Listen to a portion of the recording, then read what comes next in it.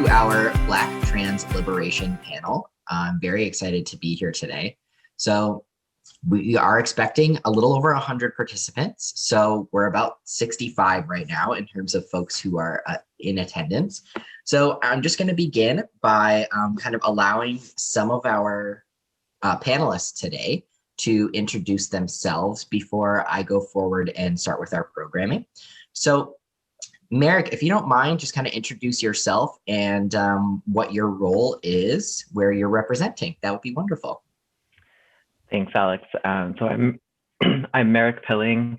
I'm assistant professor in Women's and Gender Studies at the University of Windsor, and I'm a member of the committee who organized this event. And welcome to all of our panelists. I'm super excited about today. Awesome. Thank you so much, Merrick. Frankie, would you like to go next? Sure. I thought I was, in the background chilling. So good morning, everyone. I'm Frankie Cachone, and I am a faculty member in Women and Gender Studies and the coordinator of the Bystander Initiative, which is a sexual violence prevention program that's campus-wide. And I can't miss this opportunity to say, if you haven't joined us for our new virtual workshop, please sign up. We'd love to see you there. And welcome, everyone. Thank you. Awesome. Anne, would you like to go next? Yes, hello, I'm Anne. I'm here from the Sexual Misconduct Response and Prevention Office. Just hanging out and really excited to listen today. Awesome. And Richard, would you like to introduce yourself as well? Sure, I'm Richard Douglas Chin, and I'm in Women's and Gender Studies and also in English, and I'll be facilitating Q&A later. Wonderful. And Danielle, I don't know if you want to introduce yourself, Danielle, but here's the time for you.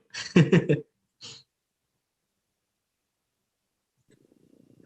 there. I'm not sure that I can make myself in the spotlight, so I'm sorry about that. But I'm Danielle Realman. I'm the Secretary for Women's and Gender Studies, and I'm just in the background providing tech support and hoping for a wonderful event today. Thanks Excellent. for coming. Athena.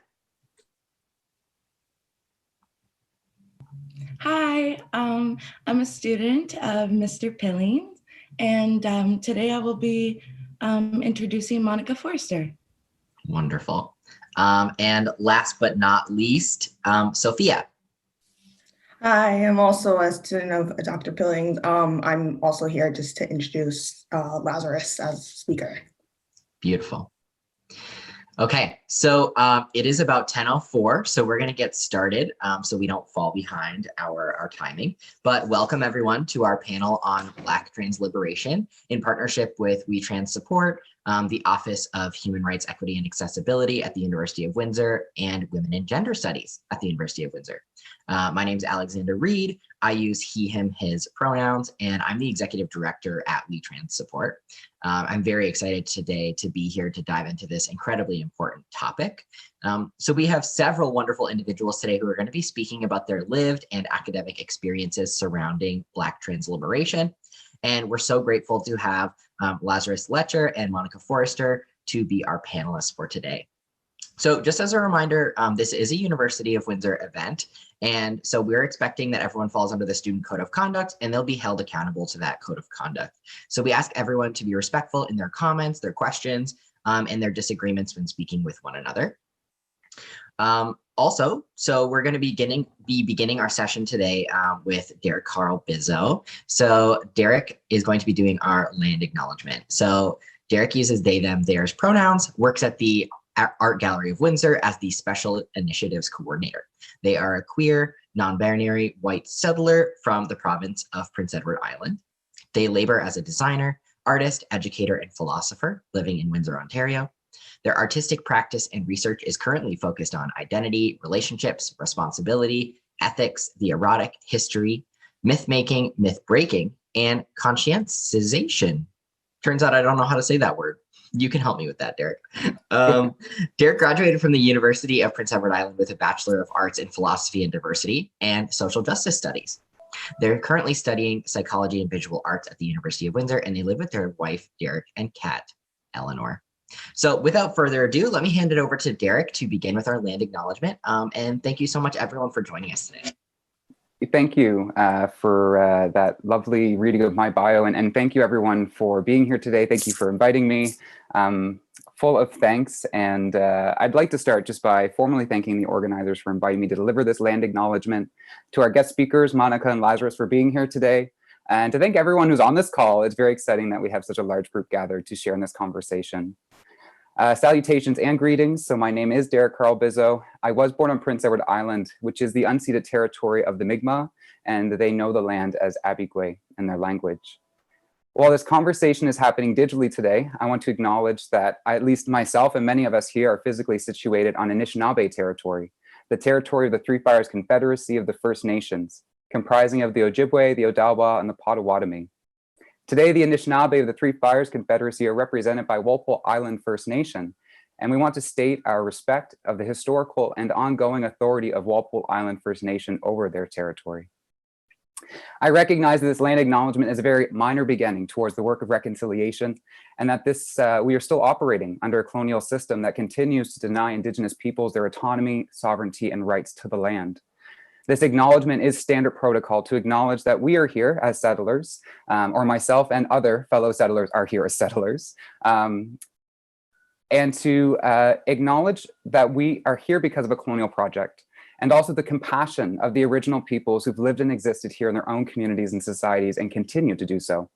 So as a settler, I want to invite us to align ourselves in solidarity with the First Nations, Métis, and Inuit peoples of the continent and recognize nationhood and inherent rights, to work to redress the gross wrongs, injustices, and genocides carried out by the settler colonial state of Canada and the provinces, and to work against the military occupation and settlement of unceded territories and work towards abolishing the violent state apparatuses such as prisons, police, and the carceral legal system, and developing alternative forms of social organizing and community defense that are anti-hierarchical, anti-oppressive, and anti-racist, and anti-capitalist. In recognizing the sovereignty of First Nations, Métis, and Inuit peoples, we as settlers and as members of these states must hold accountable the federal government, provincial and territorial governments, municipalities, townships, our universities, our community organizations, and the whole of our society to act in a spirit of peace and friendship and to honor the treaties that are meant to guide our relations, nation to nation, and to enact recommendations and calls to actions by committees and commissions, such as the Truth and Reconciliation Commission's report of honoring the truth, reconciling for the future, and the National Inquiry into Missing and Murdered Indigenous Women and Girls and Two-Spirit Peoples report reclaiming power and place. I urge us as settlers to collectively work to support the revolutionary restructuring of the settler state and the resurgence of First Nations, Métis, and Inuit peoples and their nations, to collectively work to advance reparations for the harms caused by the colonial project, its legacy and ongoing mechanisms, and to return the unceded lands and territories and restore a relationship of peace and friendship and honor the treaties and sacred balance of land and planet Earth. In closing, I encourage everyone to take actions that are tangible and material, to do research and connect the efforts of land and water protectors and redistribute funds, to financially support when you can and share mutual aid requests. And please mark your calendars for March 27th and join Grassy Narrow leaders along with Leanne Simpson and Tanya Talaga to speak out on Zoom as they launch a virtual campaign for compensation for all that are affected by the continued mercury poisoning. Grassy Narrow needs just compensation and justice for all of its people for the ongoing mercury crisis, to restore their health, way of life, and self-determination, and protect their land and water from industrial logging and mining, which was actually made easier recently under the provincial government of Conservative Doug Ford, which we also need to obviously work against. With all that said, thank you so much for inviting me to share that. And I would like to share the resources that have helped informed kind of this positionality that I've taken up in solidarity, so that you all can enjoy as well, learning and understanding and reorientating ourselves in our worlds to undo the trajectories of harm and help with healing. Thank you. Thank you so much, Derek. I always love your land acknowledgements. They're so passionate, they're so informative, and we really appreciate it. So next, Sophie is going to be introducing our first speaker. Lazarus Letcher is a PhD student in American Studies, a solo musician, and a violist for the queer indie folk band Eileen and the In-Betweens, and an addiction recovery coach for the BIPOC community. Their work centers on Black and Indigenous solidarities and liberation, transgender history, and sobriety. They live on the Tiwa Pueblo land in Albuquerque, New Mexico, with their pups Mallory and Billy and a legion of plants. Thank you. Thank you so much. It's an honor to virtually be in Canada today. Thank you for that introduction, Sophia. Derek, thank you for that land acknowledgement. Merrick, thank you for inviting me. It is an honor to be here to talk about Black trans liberation. And I'm excited to set the stage, hopefully, for Monica Forrester to bring us to school. Like Sophia mentioned, I'm a PhD student down on Tiwa Pueblo territory in Albuquerque, New Mexico. And today's talk, I almost titled As We Have Always Done. And I was like, wow, what a brilliant title. And then I realized, oh, that is a Leanne Simpson title. So I'm really indebted as I give this talk and want to honor that a lot of my knowledge around gender, the construction of gender, and white supremacy is from the incredible queer Indigenous professors I've had at the University of New Mexico, like Jennifer Denetdale, Nick Estes, and Melanie Yazzie, folks of the Red Nation. And I also want to share, I'm going to be referencing a lot of things, academic and non-academic. Who knows what that means? I hate that differentiation as well, but I created a little syllabus for folks if you want to read some more, listen to podcasts, or watch some shows that I reference. But let's crack into it. I've got 20 minutes, and I'm going to do like 400 years of Black trans liberation history, which, is it possible? Let's find out. Cool. Can folks see my screen? Awesome. So instead of stealing Leanne Simpson's work, I titled this talk Black Trans Liberation, A Story of Saving Ourselves and Each Other. So one of the things that I want to push back against is this notion that trans people are new, especially in the Black community. I want to push back against this idea that Black trans liberation is new, and I think there's a lot of power in turning to our ancestors for strength and guidance as we do these projects. So I have structured this talk around the concept of Sankofa. I'm the first person in my family to have the honor of going back to West Africa, the first person since enslavement. And I lived in Ghana for a hot second. And Sankofa is a concept or a Adinkra of the Ashanti people, one of the largest ethnic groups in West Africa. And it means go back and get it. And we see this bird placing an egg on their back, and it's protecting the future by looking to the past. So what I've really been kind of tasked with doing, I believe, is trying to uncover some of these stories that colonialism and white supremacy have taken from the Black, queer, and trans community and try to find a way to work towards our liberation, to work towards our freedom, to work towards lives of thriving and not surviving by turning to our past. So I also want to uplift and honor a recent ancestor, Monica Roberts. She passed away suddenly a few months ago and was a huge loss for the Black trans community. She ran a blog called Trans Griot, and Griot, going back to my kind of West African link, is what we call our storytellers in West Africa. And she was constantly putting LGBT organizations to task for thinking the T was silent, constantly calling out trans organizations for not centering the voice of Black women and femmes, and just a fierce, fierce teller of truth. So I really want to acknowledge and honor her today as I dive into some of this history. So just like a quick and dirty, I know a lot of folks here are trans. Hi, welcome, I love you. I know a lot of folks here are in gender studies course. Again, hi, I love you. But I do want to do just like a quick and dirty of who I'm considering trans in this talk and a discussion of where the gender binary comes from. So my understanding of trans identity as a trans person is people that don't identify with the sex they were assigned at birth. I believe it includes non-binary folks, gender non-conforming folks, and I also want to, give the caveat that people are allowed to decide what these words mean for them. So I am not the speaker for the trans community. I was not anointed. There was no knighting ceremony to be the speaker of the trans. And so where did the gender binary come from that made it so rigid and so strict? And I think it's really important to acknowledge the roots of both the construction of the sex binary and the gender binary in white supremacy and settler colonialism.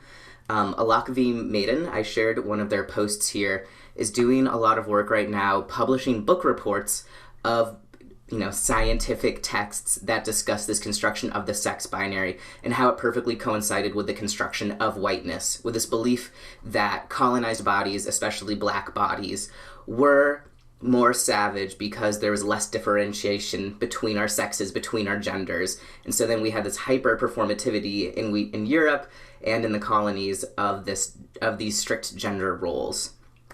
Again, I'm indebted to the work that I've been able to do in queer Indigenous studies to start to untangle some of these things and start to unpack how this impacted me as a Black arrivant into the United States hundreds of years ago.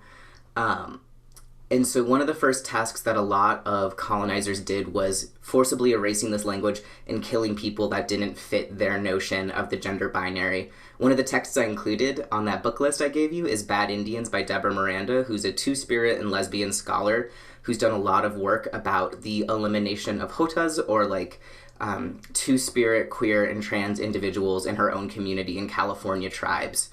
So the erasure of these people, of course, is an act of genocide, and under the United Nations definition of genocide, this intentional erasure of language is also genocide.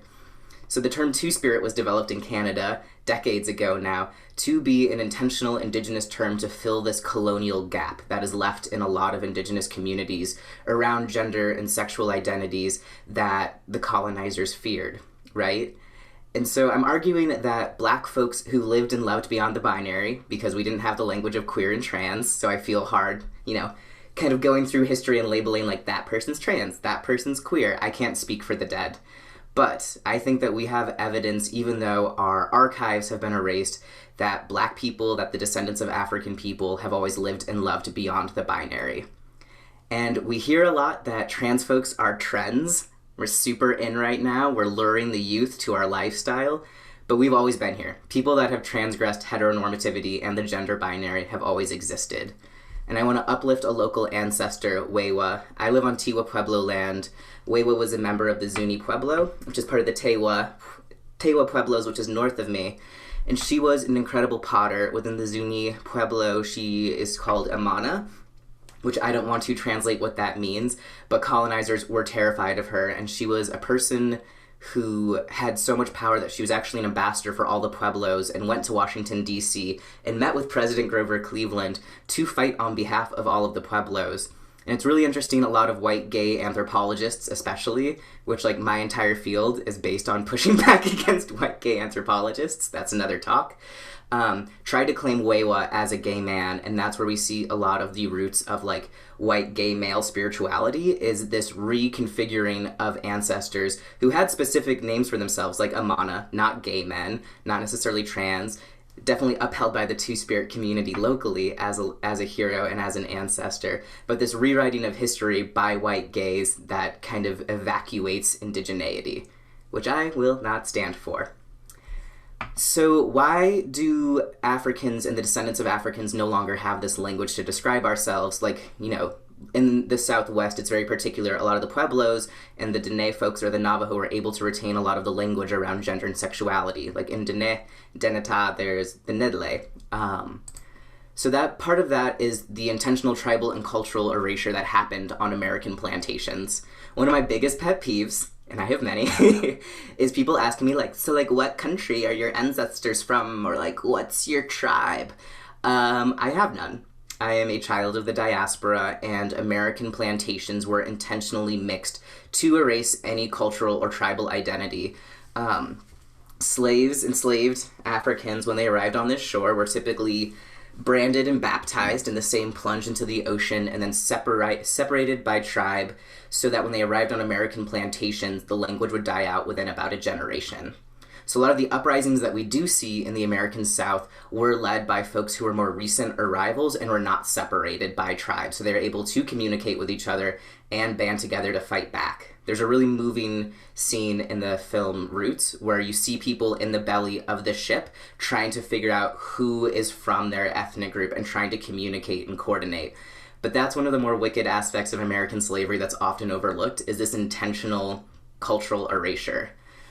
In addition to why our archive is lacking, it was illegal for Africans and African descendants to read or write in America longer than it has been legal for us to do so, which I don't think folks realize. And I know this talk is very American-centric. I'm so sorry, classic American.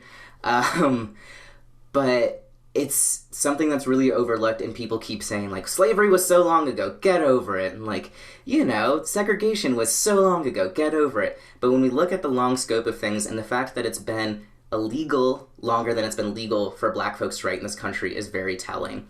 So we have a lot of gaps in the archive around gender and sexuality. And this is just a little cartoon, I guess, or drawing from a newspaper in 1839. Crackdowns in literacy amongst enslaved Africans came with every insurrection. They cracked it down more and more because they wanted to make sure that we couldn't build communities beyond each plantation. So how can I be so sure that my ancestors would have, you know, loved me, honored me, and acknowledged my existence? And here, of course, we turn to voodoo. So I like to think of, I should start by saying I'm not initiated in any African traditional religion like voodoo or Santeria. I've just been honored to study them and to talk to some teachers and to do a lot of reading, which is included on that list I sent. But when we turn to these faiths and the way that gender is understood, I think we can really see the fact that in West Africa and all the stops along the diaspora, the gender binary wasn't necessarily a thing and was easy to kind of surpass, and gender fluidity was not foreign. So this is a quote from an incredible book called Azili's Mirrors, which looks at Black queer feminism and voodoo. It's incredible. Highly recommend it. But she says, most importantly maybe, both gender and sexual formations suggest crucial contours of the world understandings of Africans across the waters, suggest everyday ways that things the West binarizes, male, female, traditional, modern, sacred, profane, can, do, flow in and out of each other. So in instance, like in Santeria and in voodoo, there's an Orisha or Loo named Olokun, who I love. I've got a song named Olokun. But across all of these African traditional religions represents the bottom of the ocean, and they probably took care of folks who went overboard. A lot of people don't know that slave ships were so common in the Atlantic that the migratory patterns of sharks changed to follow them, which is just a heartbreaking fact. And there was just constantly blood in the water because of the slave trade. So Olokun protects the bottom of the ocean, and depending on where you dock along the diaspora, Olokun is represented by a different pronoun, a different representation, but their job stays the same. Additionally, in Santeria and Voodoo, when someone is mounted by a spirit, the spirit don't care what your gender is. Spirits don't care what your sex assigned at birth was. There's a lot of fluidity between these things, and you can see pictures and films, especially in Haiti, of these mountings, and I love seeing, like, old Black women, Black elders, you know, being taken over by the spirit of, like, Ogun, or like these, like, very butch, masculine Orishas and Loas, and it's just like, yep, that's who that is right now. So I believe that we can look to these living archives of these faiths to understand that our ancestors knew that people like us existed. And I always wonder what words my ancestors had for someone like me, what role I would have had in society, and since I don't have those, I just call myself non-binary and trans. And this is a still from a movie called Of Gods and Men, which followed the Mestici of Haiti, who, in Azili's Mirror, she really goes into, but they're these fabulous super femmes who are just absolute badasses and have a place in voodoo culture there. Okay, so now I'm going to get into history and some examples of Black trans liberators throughout time, because we've been doing it, or Black queer liberators. And again, they don't have this language back then, so it's me going through the archive looking for clues and trying really hard not to give themselves names. But what I can call William Dorsey Swan is a drag queen and a badass. So Dorsey Swan, Swan is the first known person to use the name drag queen to describe themselves. This is a picture of Swan looking fabulous. Swan was born into enslavement in Maryland and was emancipated and moved to Washington, D.C. And I can't imagine what a shift that is, to be born into enslavement and then to be just one day like, okay, you're dismissed. So when Swan was in D.C., the community there, the Black community, and a lot of folks, you know, looking back through the archives, were like the Black queer and trans community would throw these lavish balls that we still see today. And ballroom culture is essential to Black trans liberation and is essential to us taking care of ourselves and is an incredible model of mutual aid. It's been really interesting during this pandemic to talk to Black trans and Black queer elders who survived the HIV/AIDS epidemic and hearing about how central the ballroom scene was to us always taking care of each other. And this is a practice that goes back to the 19th century, which blows my mind and I think is so beautiful. One of my favorite stories about Swan showing up for community, Swan worked at a library, taught themselves to read, and would steal books to teach other folks at the balls how to read. And they got caught. The university really didn't want to punish them, but they had to. It was like mandatory reporting, kind of. And so they were actually pardoned presidentially by Grover Cleveland, who I don't know why Grover Cleveland shows up so much in my Black trans history talks. Maybe that's a dissertation, but Grover Cleveland's reasoning was like teaching your community how to read shouldn't be a crime. And so that's what Swan did. And we can trace this lineage of balls that Swan through to the Harlem Renaissance, which was queer and trans as hell, and folks don't like to talk about it. There's an incredible quote, no one was in the closet, there was no closet, and just kind of this out policy that existed in the Black community. And Swan is getting a lot more attention. Keep your eyes peeled for more books and movies coming out about Swan's life. I am excited. So I'm gonna have to jump forward, like I said, 400 years of Black trans history in 20 minutes. Not possible. So I want to talk about Stonewall, which I think a lot of folks are familiar with. Stonewall is often seen as the launching point of the gay rights movement. It existed in a vacuum, and then the gays got free. And so this is a quote from Sylvia Rivera, who always watches over my talks, making sure that I stay in line. But Sylvia Rivera was a badass Puerto Rican trans woman who lived in New York and was a member of STAR and started a house for queer and trans homeless youth who came to New York to flee homophobic and transphobic homes, and was a member of the Young Lords, which also gets erased from her lineage a lot. Her story's been whitewashed a lot, but she was a badass that fought for multiple causes. So she said at a speech in 1972, so just 3 years after Stonewall, "Gay liberation, but transgender nothing." So this really interesting thing happened post-Stonewall, where the legacy got rewritten, and Black folks and trans femmes got written out of it, and especially the folks that occupied both of those identities. This is the official Stonewall Memorial in New York City. It was made by a white cis straight man that wasn't there, and all of the models are white cis and straight, and were also not at Stonewall. It is a bronze statue, and it is whitewashed. It is literally whitewashed, which like really helps me in my arguments. But that's just kind of a really excellent model for how Stonewall has been thought of until very recently. And it's been really amazing to see figures like Marsha P. Johnson, like Sylvia Rivera, being brought back into the limelight. And when we talk about Stonewall, I use the language a lot of folklore, because there's just so many different accounts of what happened. We didn't have cameras there the first night. But some of the things that get forgotten, 1969 was a really tumultuous year, especially around police brutality in New York City. So when folks heard that the queens were throwing down against the police in Greenwich Village, a bunch of Black and brown communities came in to help. There's an incredible Black reverend, I've included her testimony in that link, who talks about being in Harlem and she's on the block and someone like runs up and they're like birdies getting hurt, and that was like one of the Black queers in the neighborhood, like the queens are throwing down, and none of them had been to Greenwich Village before, but they all got on the subway and came to throw down against the police. Stonewall was an anti-police brutality event. Stonewall was pushing it back against the ways that police had constantly pushed over queer and trans folks and still continue to do so, especially trans women of color. I included a book by Roderick Ferguson, who's an amazing Black queer scholar, One Dimensional Queer, where he really dives into the methodological way that white gays pushed Black people out of the movement, pushed trans women out of the movement, and focused on single issues, and kind of created this model of what I call trickle-down liberation. I don't believe in trickle-down economics, and I don't believe in trickle-down liberation. So it's this kind of belief that, like, well, when white gay men get what they need, then we'll go to white lesbians. Maybe we'll include bi people, we're not sure. And then like Black and brown trans folks, just like kind of wait your turn. Like we'll test the waters and see how this liberation thing is, and then like we'll get to you. And that's not how we get free. That's not how we get Black trans liberation, is waiting our turn.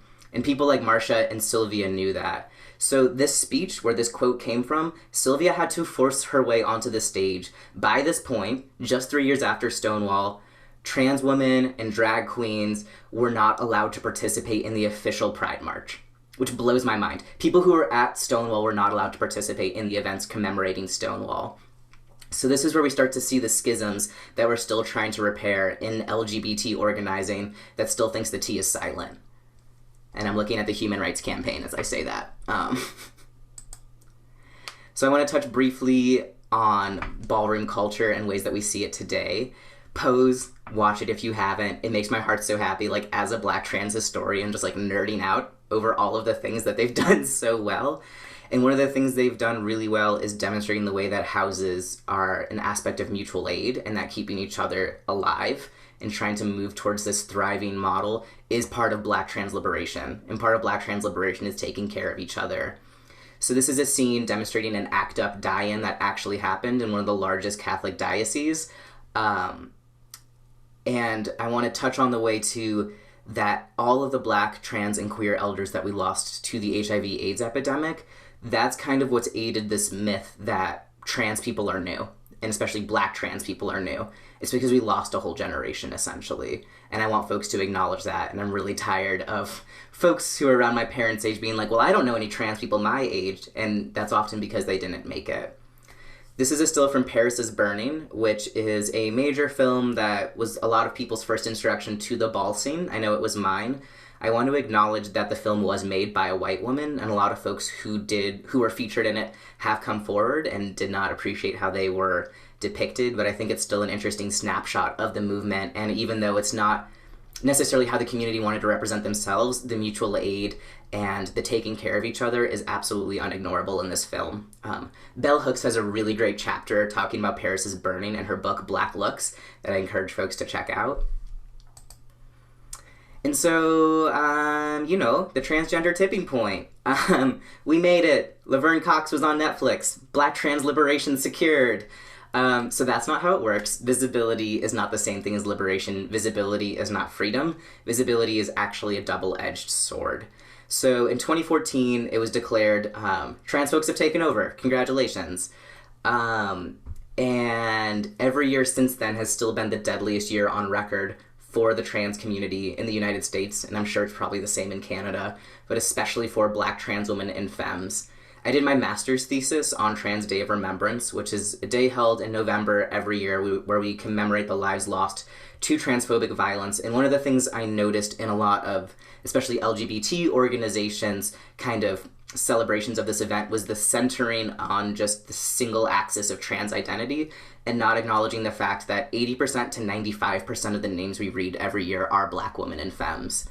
And so we can't separate these things. And while, yes, I think it's incredible that folks are able to see trans people on TV, in movies, watch Disclosure, please, it's not the end-all be-all, and we need to be really mindful of that. This summer, I saw something I never thought I'd see happen. It was a very hard summer to be Black in America. It's never necessarily a cakewalk, which is also from Black culture, but this summer really fucking sucked, and I'm gonna let myself swear. I am constantly exhausted. I am tired of my people being shot by the police, and another aspect that was really difficult that I write about a lot is I go to so many marches for Black cis men, and it's so rare for me to see that many people at Trans Day of Remembrance, at marches for other Black folks that have fallen, even Breonna Taylor. And so just 3 days after George Floyd was murdered in Minneapolis, and that trial's happening now, please keep an eye on that, and please put some good vibes towards the Twin Cities right now. A Black trans man in Tallahassee was murdered 3 days after by the Tallahassee PD.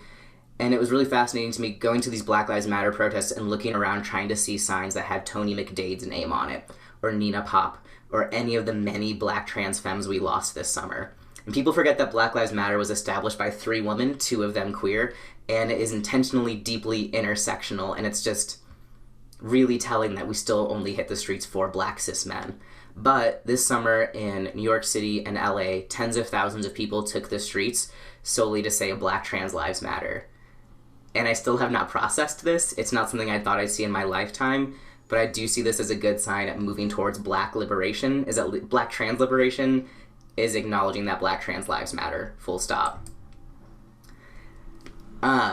This is from the Trans Law Center's Trans Agenda. I encourage folks to check it out. I included a link. But their very first pillar is Black trans women and femmes living and leading fiercely. And this understanding that trans liberation does not happen if Black trans women and femmes aren't free, and that when we follow their lead, that's how we all do better.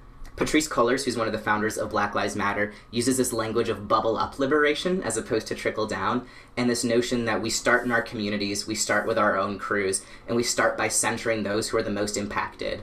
When we've created a society where Black trans women and femmes live free, we've created a society that is inherently safer for all of us. Liberation is not a pie. Black trans women being able to walk down the street unharassed doesn't mean that now white men are getting harassed. Like, that's not how it works. So one of the ways that we make society safer, and for Black trans femmes in particular, is by listening to them. So I'm very excited to hand the mic over to Monica Forrester. That's a great place to start. And so just like real quick, dirty rundowns of how can I help if I'm white, if I'm a cis ally. Pronouns are not the end all be all of trans rights. Adding a pronoun signature to your email is super awesome. Your work is not done. Defend trans folks when we're not there. Give money directly to Black trans people and organizations. Donating to large groups like the HRC, your money is probably not going to see an actual trans or queer person. Educate yourself. I gave you a resource list. Keep digging. Listen to fierce Black trans women, starting with Monica Forrester very soon. And then for Black and trans folks, I encourage us to continue to find or create our own houses and support each other and find these creative outlets to express ourselves. Listen to our elders. They are sadly far and few between. Cherish them, protect them, and learn about our ancestors. I have gained so much strength by uncovering some of this history that white supremacy and colonialism tried to take away from us, and they were not successful. And take a goddamn nap, because you've earned it. We need to rest. Audre Lorde reminds us that self-care, especially as minoritized people, is a radical act. So, like, do a little Black Power fist while you nap if that's what you need to do, but take care of yourself. And thank you for letting me yell at you this morning. Wow. Thank you so much for that, Lazarus. That was literally so informative. This is my career. I am also an activist, and I learned so much. I'm very appreciative of you sharing. And yeah, take a note, everyone. If you are a Black or trans person or a Black trans person, take a nap. I love that. Okay, so thank you so much. I'm going to pass it over to Athena to introduce our next speaker. Monica Forrester is a program and outreach coordinator for Maggie's Toronto Sex Workers Action Project. Since 1999, she has worked in various agencies to educate and make services accessible for trans folks. She actively works to promote awareness and visibility of trans women. From living and working on the streets to being instrumental in creating a drop-in and an outreach program for trans people at the 519 to her current work as a program coordinator for Maggie's Toronto Sex Workers Action Project, Forrester has long advocated for transgender people in Toronto. She was also part of advocating for trans women to be allowed into women's shelters and in creating policies to prevent shelters from discriminating against trans women. Monica is the founder of Trans Pride Toronto. Thank you. Thank you. So Lazarus, I want to say great job. Like, I think you covered everything, and it's really good that we recognize the history of trans people. And, you know, they're not something that's just this new phenomenon, because we're seeing a lot more visibility of trans people of color on TV, through media, through social media. Trans people have always been there, and unfortunately, and in some areas, we've been erased, right? So we have to recognize that.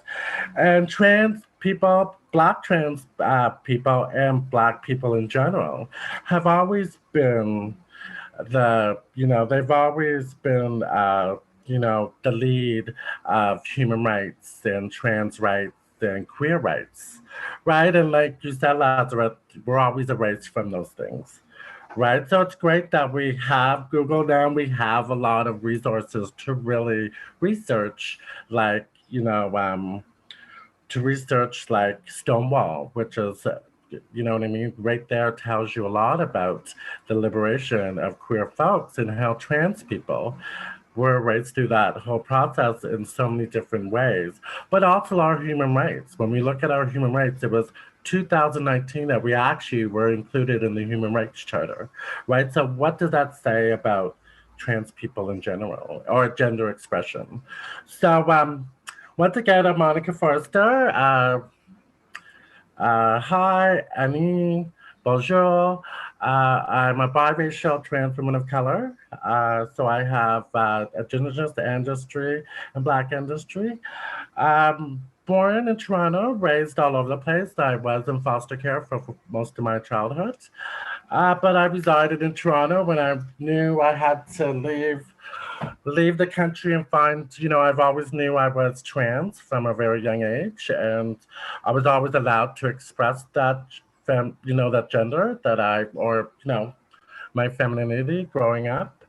So coming into the community in 1988, I was 15, so yes, I'm old, but I'm still here, and it was a great time to, I think it was a great time in a way that I was coming out. I was finding who I was. I thought I was just, maybe a feminine queer male at the time, thinking that's who I was, until I met my first trans woman. And it was a trans woman of color. Her name was Alona. She passed on many years ago. And that was the pivoting time that I say, wow, I can be who I want to be. And it was great to meet people in the community that I identified with, right? But at the same token, as I started getting to know the community and the hardships the community was having, like homelessness, criminalization, policing, and even being in queer spaces and just the discrimination queer people had on Black and Indigenous trans people was just really upsetting, and trans people have always been in the community ever since I've been here, and even before then. But they've always lived in the shadows of the community. So they've always been on the out. They've been there, but they were never recognized, So like I said, I was 16, 17. I was homeless. I was a youth. But many of my peers, one thing I did realize that many of my trans friends were also homeless. And and like I said earlier, and many of them did sex work to survive. And even myself, I've been a sex worker and advocate for the decriminalization of sex work. I think it's important, especially when you're dealing with marginalized groups or people that need to do sex work to either live just like everyone else, right? So that's one thing. Many of my peers, we were all sex workers. And I came out in a time when it was the AIDS crisis. So there was so much going on. So as much as I was happy to be out and be among peers, I was saddened by the deaths. And when I looked within my community, our deaths were even higher when it came to HIV and AIDS. A lot of my trans friends, and I would say my elders and teachers that kept me alive, and I totally give them so much gratitude of the knowledge at that time to bring me where I am, but I had to really witness people dying at 20 and 21 because of lack of healthcare or just ignorance, accessing healthcare, and this is what really played into a lot of premature deaths, considering the violence that a lot of trans people face, among the people that through their work, through the police, through the system, when we look at systemic violence, and I can tell you my own experiences through that. And it wasn't very pleasant when you're sitting in a space and people are looking at you, telling you, what can we do with these people? Or you have faith-based agencies trying to convert you, it's just like, are they done? But I will tell you the trans community, especially Black, African Caribbean, and Indigenous communities are very resilient. They are very resilient. They have to be, right? We're always on guard. We're always being policed. We always have to, when I think about myself and the work that I've done in the last 20 odd years, and yes, I do have privilege, but that privilege isn't different spaces, right? When I step outside my door, I don't have privilege. And I see that within my community when I walk my dog and I'm being carted and policed and you know what I mean, and all these other things. So we have to be mindful that even though we have panelists here that are people of color, we might have privilege in different areas of our lives, and most often other areas we don't. So I use my privilege, and that's where I've learned to use my privilege. Is like I've learned my privilege to bring awareness, and I think, you know, and those are in spaces like the space we have today among students. You know, I am an academic, but I don't talk through an academic lens. I choose not to. It's, you know, to me, academia is there, but my story is a lived story, and you know, so I want people to know that. Sometimes I get so nervous because you get all these academics and you're like, oh God, you know what I mean? And but I want you to hear my story and listen to my experiences and what led me to the work that I'm doing. And it's not, you know, I think growing up, the first time I experienced racism was I was on a bus, on the subway, and someone said, oh, who are those kids you're babysitting? Because I come from a big household of 10 brothers and sisters.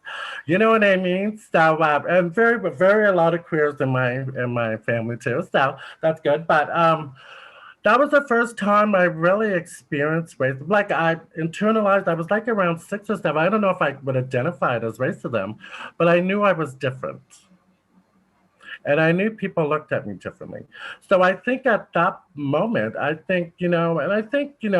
growing up, you know, you hear things as teenagers and like monkey or this, and like just these kind of words that, you know, sometimes we just dismiss, right? Because we're young, we really don't know the gratitude, but we know it's wrong. So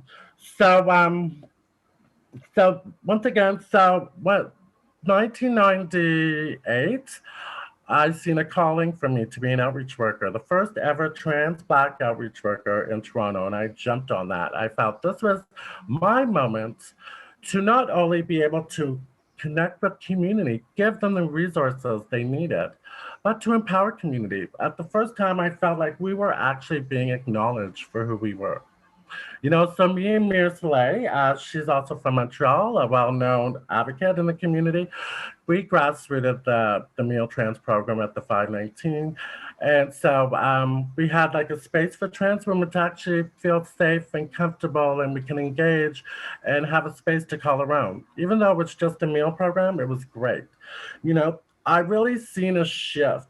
I think, you know, you can Google me and there's a whole bunch of stuff on me, but you know, it was a pivoting time for the trans community to feel like we were someone, you know, and that was exciting for me. But there was also a challenge with that. As much as you know, so as the space grew and over time and over years, you know, that was the time that's when I started going back to college, get my, you know, social work, you know, because they were saying, well, Monica, if you really need to make change, you have to get some schooling. So I said, okay. I said, if that's what I need, so people would acknowledge who I am around the table to say, this is what we need, then I'll do it. So I went to school, and you know, I learned all the academic stuff I needed to know, the theory, as they may call it, in social work, and how to work with people in our community. But to me, I'd never used theory because I don't think theory personally really resonates with people. I think you need a connection, even if it's who you are, the color of your skin, your lived experience, whatever. I think a connection works better than this theory a lot of people just don't get, because most often theory stigmatizes people. So I did all that, and then as the needs of the trans community, I started seeing, okay, this space is great, but we're not moving people. After 5, 6, 7 years, I still see people homeless, still in poverty.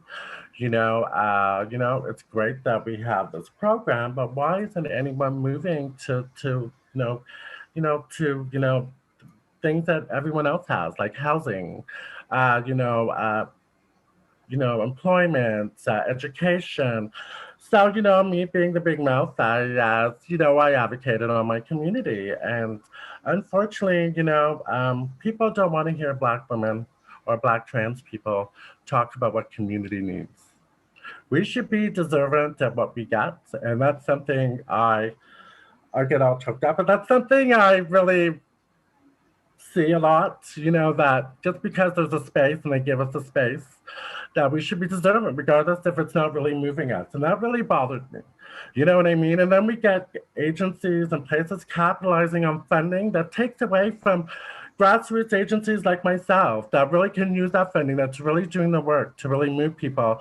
But agencies are capitalizing on trans people to get more funding to line the pockets of people that are higher up. Oh yeah, they'll tokenize a few trans people and hire them. But one thing I've seen is we're all working precarious hours. So, we can hire all these people, but no one's got benefits. No one's got full-time hours. So we're still living below the poverty line. We're still struggling, but we should be grateful, right? So these things really bothered me in a whole. So I had to move on. I said, okay, I got bigger and better things to do.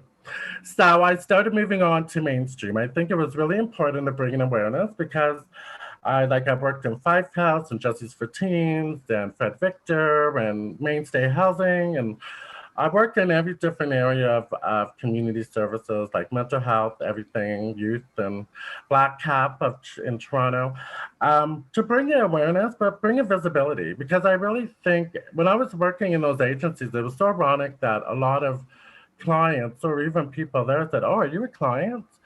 You know what I mean? People didn't really think that a trans woman would have those credentials to actually be able to do case management or manage a program, or you know what I mean? So it was really important for me to get out there and bring that awareness that we're all as capable. And a lot of trans people, that transition, have all these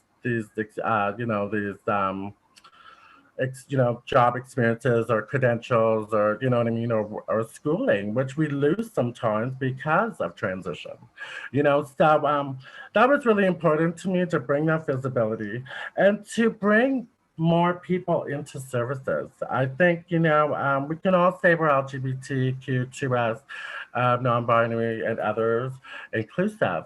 But when you walk into an agency and don't see something that you identify with, then you're not inclusive.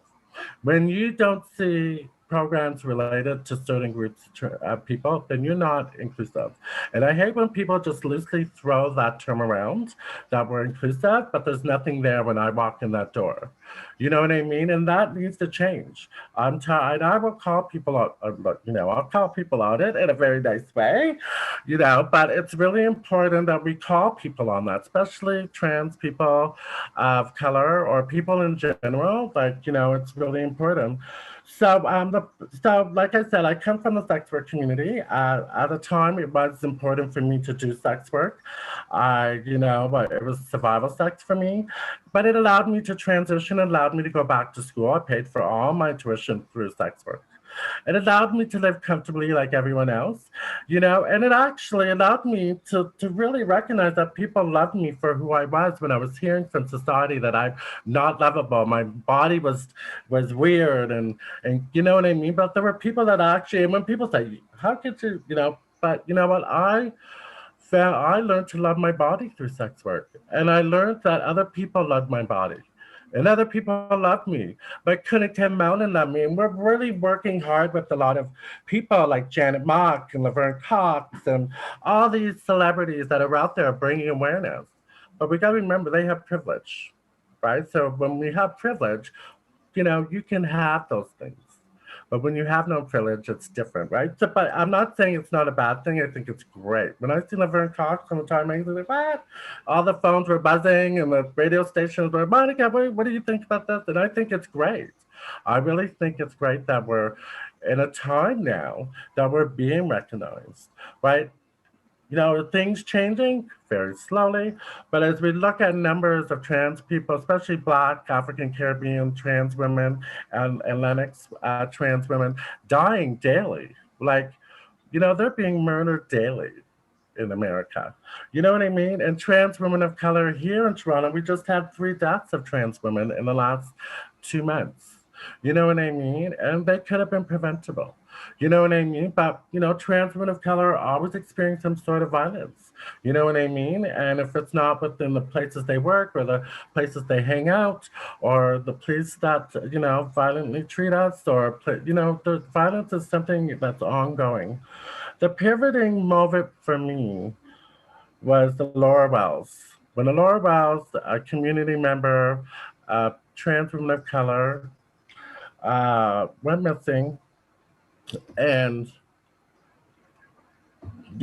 everyone was looking for her, and you know, and she was found. But even the agencies that housed her knew that there was a trans body found. Was reported to them, and nothing was done. This really brings alarm bells for me. You can fundraise and make millions of dollars off of us. You can host programs, but when we're found dead and someone tells you that and you're doing nothing about it, where's your allyship there? Where do you really fit in this whole system? You know what I mean? So that's when I stepped up as a community member, as much as I've been around, and I have, but this is a pivoting time for me to bring my voice to the platform and make people accountable. And that was scary. That was scary when I was calling out police, when I was calling out agencies. That was scary. Like I said, I have privilege in certain places, but when I step outside of those privileged places, I have no privilege. So as much as I feared retaliation, if that was going to be through the police or through community, I had to do it. I've lived 50 years. I've actually exceeded the lifespan for many trans people of color. I said, if no one does this, if I don't do it, no one's going to do it. And I understand my Black and two-spirited trans women, brothers and sisters, and understand why, we don't see more voices. And, because of retaliation, the fear, because of being visible, because of community. We still have a lot of work to do in our communities as Black, African Caribbean people. You know what I mean? Around queer folks. You know what I mean? So I understand, but I've worked with community and how we can be advocates without being visible. You know what I mean? So, this was a pivoting time. We're all over the news, and I was like, okay, we're going to do a search, because this is before we found out that Laura's body was found. But we knew she was missing, and we knew she was in the ravine. So I was like, is anyone going to show up? Because, we could be loud, and we could be, and we can be celebrities in our own little ways. But is community really backing us up? So at that time, I'm sitting there with my girlfriends, and we're waiting for the search, and I was crying of the overwhelmed response. And I get tears now of people that came out and really believe that Black trans lives matter. You know what I mean? And at that time, I felt, wow, people believe in me. You know what I mean? And we went through those bushes and stuff like that. We found where she was staying. We found, some of her wigs. She used to love to dress. So she was beautiful. She was a beautiful woman. I wish I was more prepared. I would have brought some more pictures to put up and stuff about some stuff. But she was just a staple in the community. She was young. She had so much, so much to look forward to. And it was great that the community really seen that and really, really, you know what I mean? And at that time, we were going through the McCarthy case with all those gay men being missing. So there was so much going on. But I really just, at that moment, I thought, community believes in me, and then there's community that don't want to shut up. They don't want to hear me. I'm very much an advocate. But then, that was the pivoting time. And then after that, when we found there was a body found, we marched with the community down Church Street over to headquarters, demanding, you know what I mean? Why, like anyone else in our city, wasn't she put on the news that they found a body? Why? Because she was Black and she was trans. You know what I mean? And in our society, unfortunately, people in those, it's bad enough a lot of Black people, and we, as Black people, you would know, you experience this day to day. But being Black and trans is another layer, right? So, everything went well, but at that pivoting moment was a time where things really changed for me, and I thought, because like I said, I started well, I left that one agency because they were silencing me, and say you can be here, but you can't have a voice. I founded Trans Pride Toronto 2004 because I felt like no one is going to tell me I can't help my community and empower my community and advocate for my community. So through it all, we now have a space. We have a big space. We're running programs, support groups online. People can check us out on Facebook at Trans Pride Toronto, Transition Together. We have it wrong there. Or they can go to our website, transpridetoronto.com. We have different groups up and running. But the irony of this, for me being here, is to say that there's still a lot of work done. And when I hear trans liberation, as much as that sounds good, there's still a lot more work to do. You know what I mean? And I'm so glad that Lazarus and I don't know where everyone's from. I think I know from someone from the university, but I just want to thank everyone for allowing me to come on to talk about my history and my struggles, and and my successes. You know what I mean? But the work is never over for Black trans people or Black people in general. You know what I mean? So, for if you want to be an ally, if you're, I think there's a lot of resources. I think Lazarus touched on all those things. You can be an ally in different ways. You know what I mean? Stopping transphobia when you hear it. You know what I mean? Sometimes you might, lose a friend, or you might, you know what I mean? It might become an unsettling situation. But if you really are an ally, you need to, to really expect. Sometimes it's not always an easy road. And I think as a bunch of our trailblazers on here will tell you that it's not an easy road. You know what I mean? And I stuff. I have everything written down here. Hold on. And my work is still consistently, I'm working on the police board right now with missing persons. We got recommendations. I can't really talk much about them, but hopefully these recommendations will really change how police, I'm optimistic, like we all are, but hopefully these recommendations will be enforced and how they address people that are homeless and missing, or how they address people that are Black and trans. You know what I mean? And that we're just these kind of, because she's a sex worker, she could be over anywhere. Or because you're homeless, they're transient. No, I think, if someone is missing and it's out of their character to be missing, you, like anyone else in our society, we should have priority just as much as everyone else, right? So I was really eager to be on that. At first I was like, oh God, I felt so intimidated because they're all lawyers, and you know what I mean? And I'm like, why do you want me? Because you got the biggest mouth. We need you, right? So, but that sounded good. But I really met a lot of influential people because it's also good that we need those kind of allies to push forward.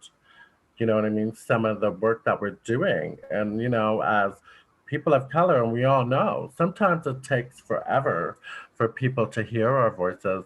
So when a person is not a person of color, you have privilege too to change things for people in those communities. And, you should look at those privileges and how you can change things. You know what I mean? And take that to your advantage. But like I said, don't all, get educated about communities that you feel like you want to work with and advocate with. You know what I mean? So it's always important that you're talking through their voices, not through yours, and yes, I want to say thank you for having me here today. And, people can reach me through those different, Facebook or my website, and I'll be more than happy to answer questions or keep you up on. And if there's trans people of color out there, or Indigenous trans people, or just trans people in general, check us out. We have some really great support groups going on the weekends to keep people connected over this COVID. And yeah, thank you. Thank you so much. Thank you so much, Monica. So inspirational to hear, your story and your struggles and the focus on things we can do to improve things. So I really appreciate your time as well. So now Richard is going to host our question and answer portion. So I'll turn it over to Richard. Thank you, Monica. Thank you so much. And Lazarus as well. It's just been such a pleasure and a privilege to have you here. I'm aware of the fact that we have 25 minutes left. We could be here all day. I'd be happy to be here all day, but we have to be done by 11:30. We're going to field questions now. And so I'm going to just look for questions in the chat. I'll start off by, I've just been so bowled away. And yes, as trans people, we need to be so active right now. I feel like this is a very exciting time. Also a little bit of a scary time. And Monica, you mentioned the retaliation. The thing, we're in an era where retaliation is becoming something we have to contend with. Lazarus, you said in your talk, I can't speak for the dead. And so I would contest that, because I think we are the ones who have to speak for the dead. And so maybe you could both speak to that a little bit. Maybe Lazarus first, because you haven't talked for a bit, and then Monica, what is it that we need to do in this era where retaliation is a thing? And how can we engage more fully in raising the bubble up liberation, radical liberation? What do we need to do? Yeah, well, I want to start off by thanking Monica. I haven't snapped that much vigorously in a Zoom call in a long time. You are such an absolute boss. But yeah, speaking for the dead, I think especially when I'm trying to articulate and label how someone identified, it just gets so muddy, especially acknowledging that trans and queer are white terms. White people created them. And so I feel complicated kind of talking about my ancestors using those words sometimes. But then as a trans person, I feel more kinship, I really want you to be trans. I want you to be on our team. But I had a really interesting incident where I was discussing two trans women who were murdered in Albuquerque a few years ago, Zachariah Fry and Carol. And the older of the two, Carol, her family really did not want her to be commemorated as trans, which Monica touched on. We have these complications when trans folks are murdered of them also being dead named and misgendered, and the violence continues even after their death. And as I was speaking about these two individuals, someone interrupted me who was a relative of Carol, defending why they didn't think she was a woman. And it was such an uncomfortable situation to be in as a trans person speaking about trans rights, to have someone's family step in and say, no, that's not who they are. So I think it's complicated when we speak about the dead, and I don't think that situation ever will happen. I don't know what the odds were of that happening, but I think it's a line to walk, but I think we need to we can't let these names disappear. I appreciate Mala in the chat was writing some of the names of Black trans folks we lost more recently in the US. And I think a lot, too, about James Baldwin has this incredible poem discussing the Atlanta child murders and how important it is to say the names, which is why on TDAR we say the names of everyone we lost and we try to keep these memories alive. So I can't speak for the dead, but I try to speak of the dead and honor them and venerate the ancestors when I can, especially the ancestors that became so too soon. And the reason I say speak for, I think I'm put in mind of Norvesi Phillip, who's got a beautiful long poem called Zong. And she says, yes, I speak for the dead. And the names of the dead are underneath. They run underneath the long poem. And I think that we are the ones that the dead don't have a voice now. So who else but us to speak for them, right? And I hear what you're saying, that we have to be careful. But in terms of who will speak for the dead, and we are the griots that have to do the speaking, I feel. And so maybe, Monica, you can jump in on that a little. Well, I think it's important that we always remember the dead. I think it's important we remember the circumstances of how they died. And it's also important that we keep the people accountable for that alive too and ongoing. So when I think of Laura Wells, I always make sure 519 knows what they did, and I always make sure the police know what they did. You know what I mean? And we can never change that, and we always have to remember that. You know what I mean? 519 has admitted that they've made, I hate the quotes, series of Mr. Well, what was their quote they said? Oh, it was a series of something, but it was really terrible. But they finally, when they started taking the layers away and started blaming everyone else, they actually finally said, yes, they screwed up. But you know what? We got to keep them accountable.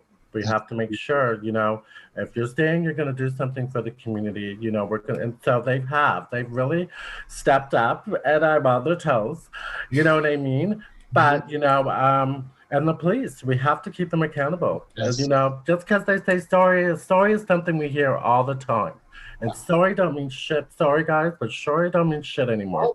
For real. No, I figured into action. And if we don't get action, then you know what? Your word is worth nothing to us. And secondly, when we always talk about the dead, it's really great. And it's something, yes, we have to remember. We always have that history has to stay. We always have to repeat history. We always have to talk about history. It's like storytelling. We have to make sure new generations, people know the history of trans liberation or the trans people. But right now, when we can't get too stuck on that. We have to always, you can Google my video called Remembering the Living. We have to start recognizing people that are here now. How are we bettering their lives and how are we supporting them? You know what I mean? So totally. As much as we want to remember the dead, we got to start remembering the living. Yep. And so on that, I would ask, I see a question in the chat here. What advice would you both give to trans and non-binary youth who are scared or worried in this time? Well, the advice that I give is that we have to, start groups within communities, get people mobilizing. And like I said, mobilizing doesn't mean you have to be at the forefront. Get people talking and how you can stay safe, how you can challenge things in your communities that are stigmatizing or bringing more violence, right? So I think, we're all advocates in our own way. Even sometimes I didn't even know I was an advocate and I was an advocate. You know what I mean? So, yes. Unfortunately, you could be an advocate and not even know it. But I think it's important to keep dialogues going, you know what I mean? And, and create those spaces to allow that to happen. Mm-hmm. And Lazarus? Yeah, so I have the honor of working with a lot of trans and non-binary youth. I work at a camp called Chords, Queer-Oriented Radical Days of Summer, and it's a music and arts camp for little trans babies in the South. It's just me playing guitar and weeping. That's usually what camp is. But I think the big thing that's really important for trans and non-binary youth to remember is that you're not alone. I'm kind of that last generation of trans people that had no models. I had Max on the L Word. That's a whole other panel, and that was awful and terrifying. But I had no words for who I was growing up, and I felt so alone. And I grew up in middle of nowhere, Indiana. Not a lot of Black folks, not a lot of trans folks. I didn't know it was happening. But to trans and non-binary youth, you are not alone, and you matter. And I know in the US there are so many laws right now that are directly attacking trans youth, and I want adults to step up and make sure that trans and non-binary youth know that you are a safer person to go to, that you are someone that believes them, that listens to them, because we know the data. We know that simply respecting trans and non-binary kids' pronouns at home, at school, and in activities reduces suicide risks by 65%. Right. So just honoring and listening to trans kids saves lives, and that's how we need to view it. It's not, oh, they're confused, and oh, what if they change their name? Listen and believe and save their life. And so I'm seeing a question in the chat here that's come up a few times.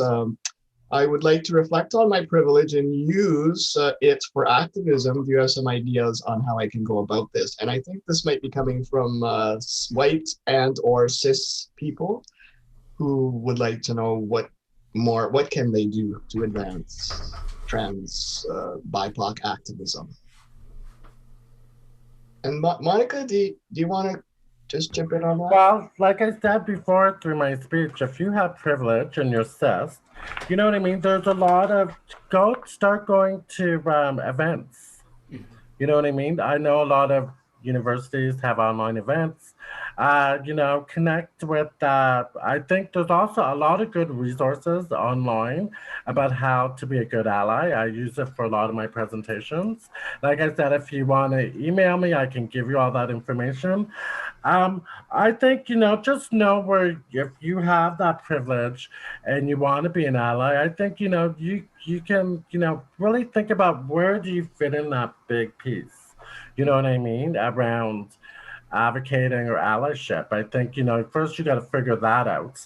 And then you got to get to know the communities. You know what I mean? If you're doing it for trans masculine community, well, I think all communities are important, but depending on where you choose to go, if it's youth or sex workers or trans women of color, or, you know what I mean? There's such a wide range of activism going on, or allyship in these different groups that you can really be a great help to. So, you know, like I said, give me an email. I'll give you give you a lot of resources. Fantastic. I think I'm seeing a question here about the stigma around mental illness. This person is asking, how do you all think the stigma around mental health and illness has contributed to society's view of Black trans lives? And I think that might touch on the whole idea of what we need to do for our youth, who often go around feeling like they're mentally ill or they're somehow. You know, I just think, you know, we've come a long way in the trans community around accessibility, around, you know, surgeries, around hormones. The DSM played a big role in how people viewed us, right? So we have to look at the clinical piece of that we were always considered. You know what I mean? This dysphoria that we have really kind of was used as a weapon for us when we were accessing or just validating. You know what I mean? I just think even as a trans woman of color, I just felt like people felt like they had to make decisions for me. It's like, no. You know what I mean? And that would be even double for youth. I think youth experience so much silencing around their bodies, around their transition, around who they are. You know what I mean? Especially when they go into more remote places in Ontario. You know what I mean? You're going to have a harder time. I had to use hormone therapy through the streets when I started hormones, before people took me seriously. My doctor's like, you have to go to the Clark, which is no longer exists. But, you know, but I didn't want the horror stories I heard from there. Is like, but I was already exempt. I couldn't go anyway because I was a sex worker and I was this and I was that. So, you know, yes, youth have it hard, but I think it's really important that youth connect with health centers that work with trans people or non-binary people, because they really have stepped up, like Sherman Health Center here in Toronto, the Women's College. They've really worked around how to get surgeries free now. Like, I had to pay for some of my surgeries. Now you can actually get them for free. They're really recognizing. But going back to mental health, yes, it's ongoing and we're all going to experience it. And the more, you know, and unfortunately it happens, but hopefully you'll have people like your family or coworkers or people in your circle that can advocate for you. Oops, sorry. No worries, no worries. And Lazarus, anything you want to chip in there? Totally. I mean, I appreciate everything Monica said, and I think it's important to bring up the DSM and the way trans people have been pathologized. But I also want to admit, the mental illnesses I experience being trans is not one of them. A lot of my mental illness struggles are because I live in a transphobic society. There's a difference there, and I want to name that. And that's why the risk of suicide is higher and depression. It's not because being trans inherently makes you depressed. Living in a transphobic society sucks.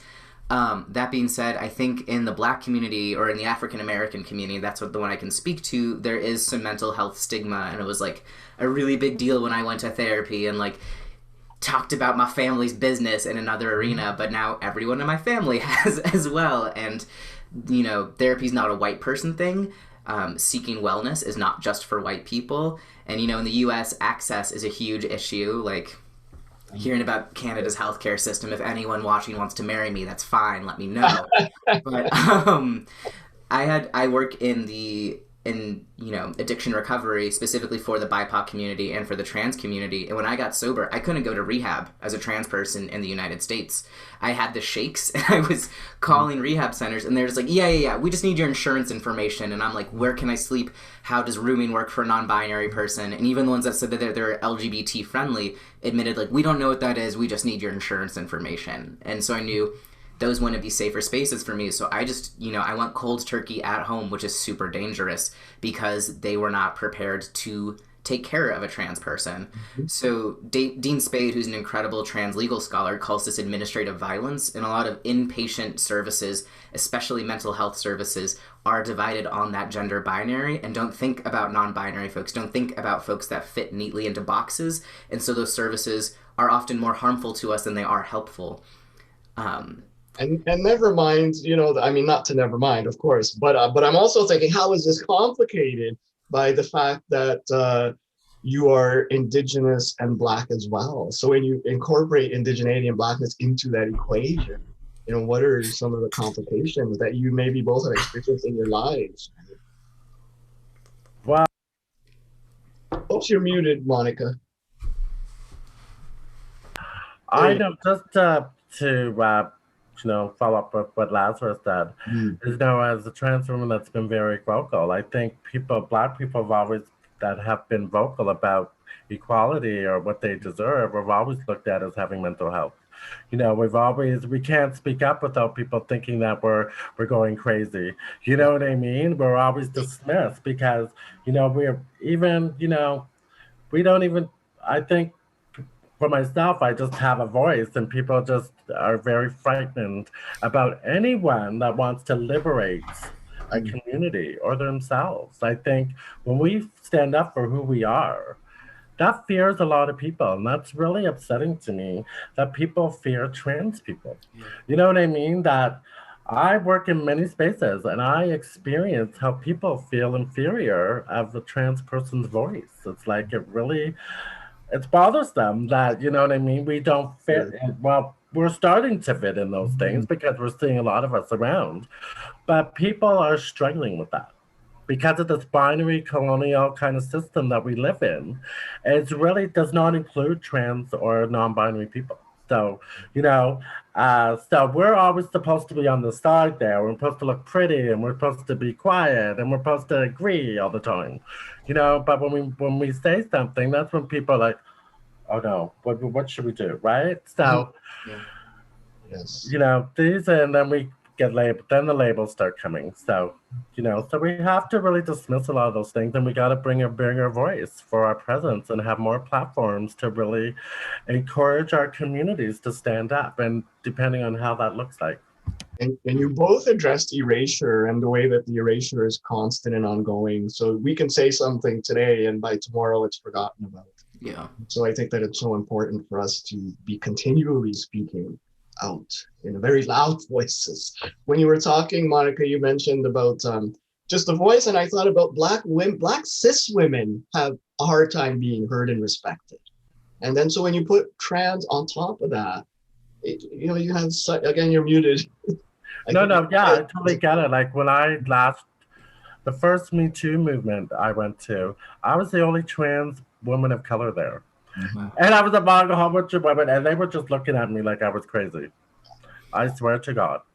And I felt so uncomfortable, but I think the video is online, but I was just belting out what needed to be heard. Mm-hmm. You know what I mean? And, but I got empowerment from that because, people will leave thinking about what we say, even if they're not going to say it there or they're not going to engage with it there.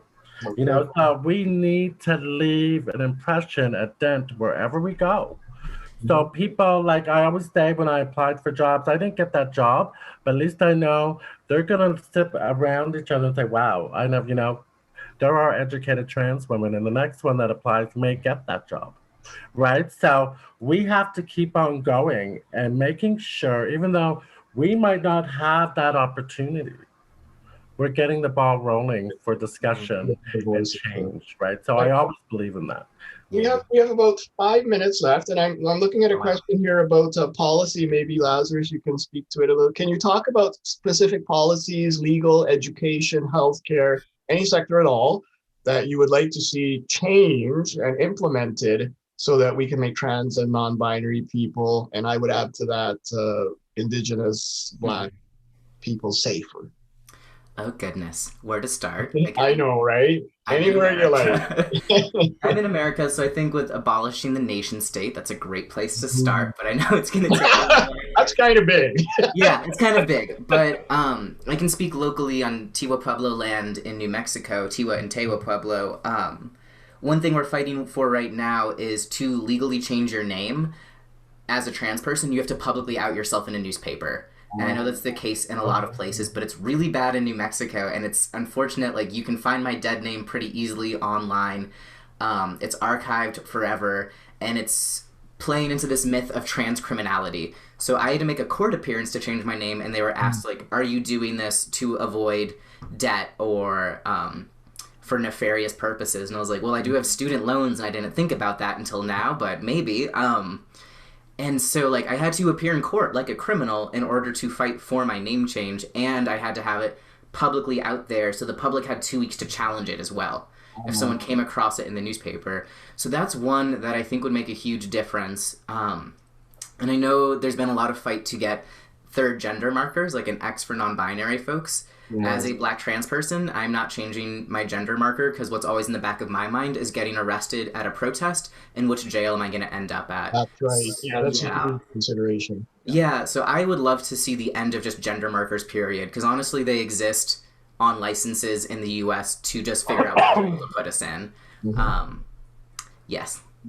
And Monica, anything you'd like to add there? That'd be something I'd have to really think about. I know Toronto's been really progressive around policies, but I just think around identity and just visibility. I think, people shouldn't have to look or act a certain way to access different services. You know what I mean? That's something that I worked with a lot of my colleagues around the shelter system to make sure, people have these ideas that, oh, well, this is a woman's space and they have to wear makeup and dress in skirts and be ultra femme. Well, you know what? No one here is wearing a skirt. And I see a lot of women here that are looking very masculine. So why are we putting all these kind of things on trans women? You know what? Women in these spaces have dealt with a lot of stuff. And, this is just another way of educating women, of diverse women in our society, right? So I would like to see making sure that people, and we see it anyways, like I'm not saying it doesn't exist, it does exist. I know it exists, around privilege, and I hate using that word passing, because passing, what is passing? Who made that word? Some cis person made that word passing, and I don't like that word, because you know what? We don't tell cis people that they're passing. You know what I mean? And and I hate to use that word among trans people, because trans people are unique. They look differently. They want to look different. You know what I mean? And that's who we're all different, right? So we're all women, or we're all men, or trans masculine, or trans feminine, or non-binary, and we all look different, right? So, so I think, I haven't really thought about that, but I know there's been so much progress in Toronto, and Alec Baldwin, a two-spirited trans masculine person, has did a lot of work around policies, and I'm so grateful that I've worked with him in many different spaces in the city. So that's wonderful. I see. I don't know how much time we have. I'm just going to keep pushing until somebody tells me to be quiet, so we can just keep going. But in terms, it's coming up a lot in the chat here about washrooms and inclusive washrooms, and it says people are wanting to know, what are some of the better inclusive, gender inclusive washroom practices at the workplace? Seems kind of mundane, but I mean, it's a big question, right?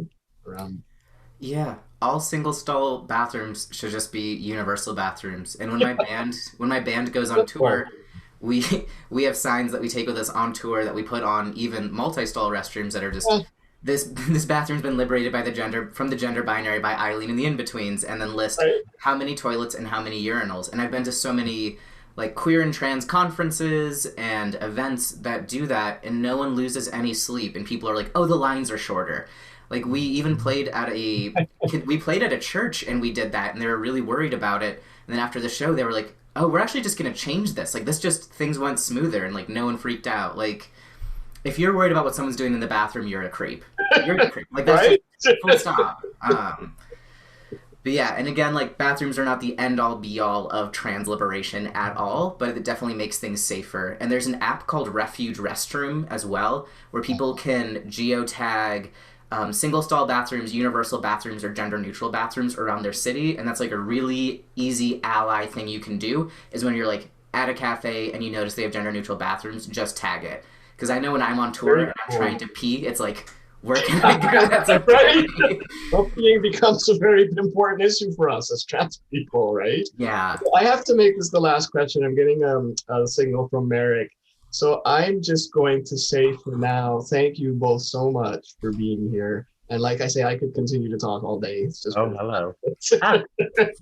But I want to thank, for our funders, I want to thank Korea, who's our human rights office on campus, and also who is the other person, Women's and Gender Studies, of course, how could I forget? And yeah, and thank you to both of you. If everybody will just stay on, I think Alex might have a few words, closing words to give, or Merrick. So thank you again, both so much. Heartfelt. Yeah, and I want to say thanks to the audience for coming and listening and educating yourself and hopefully being an ally. Yeah, absolutely. Thank you all so much for participating, for everyone who asked questions, who kind of expressed their interest in this. I did leave my personal email in the chat. Well, my email for WeTrans, not the reception one. So if you do have questions that did not get answered, I can get those answers for you, whether I need to forward those questions to Richard, Lazarus, or Monica, whether I can answer them for you. But please do keep it all coming. We love education. We love visibility, and we love working towards a better future for us queer and trans folks, particularly for Black, Indigenous, people of color, queer and trans folks. So thank you everyone so much for your time. It is 11:31, so technically our webinar is over, but Merrick, did you have anything you wanted to add before we sign off today? No, just thank you so much to the panelists and to everybody and to our funders. Absolutely. So take care. I hope everyone has a wonderful rest of their day, and hopefully this springtime weather here in Windsor is here to stay. Take care, everyone.